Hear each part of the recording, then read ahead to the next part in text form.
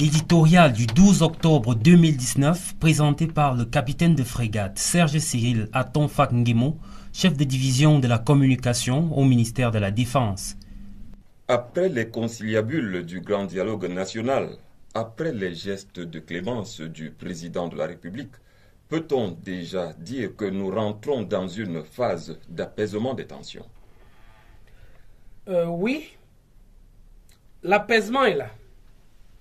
Le ton a d'ailleurs été donné par le président de la République qui, plus d'une fois, a ordonné la fin des poursuites judiciaires engagées à l'encontre de certaines personnes soupçonnées ou convaincues d'actes contre la sécurité des institutions républicaines, notamment la destruction des édifices publics, sans parler des atteintes à la vie de nos populations, le pillage et la destruction des propriétés et possessions privées.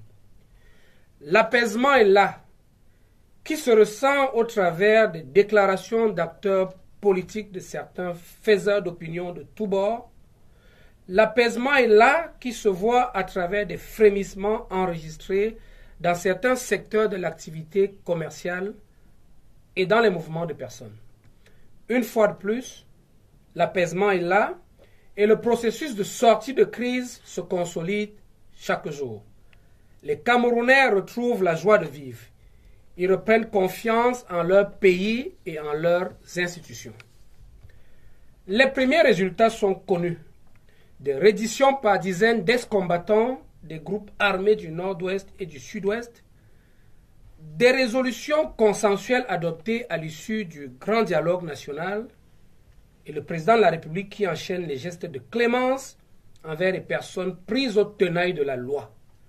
Bref, tout porte à croire que le Cameroun est en passe de se sortir de la tempête d'un seul tenant, c'est-à-dire uni, plus fort et plus ambitieux que jamais.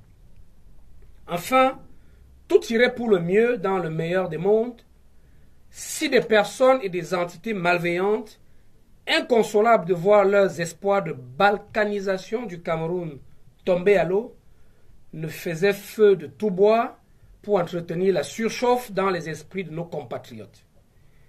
Il n'y a qu'à lire ou écouter leurs interventions à travers les médias pour s'en rendre compte. Face à cet acharnement de ceux qui ne souhaitent rien de moins que l'implosion du Cameroun, quelle attitude devraient adopter les Camerounais, civils et militaires bien entendu? Eh bien, l'attitude dans cette circonstance particulièrement délicate pourrait se résumer en deux mots. Vigilance absolue. Voyez-vous, dans le concert des États qui se sont effondrés au cours des révolutions importées, des révolutions portant les noms des saisons qui n'existent pas sous nos cieux, le Cameroun fait figure d'exception.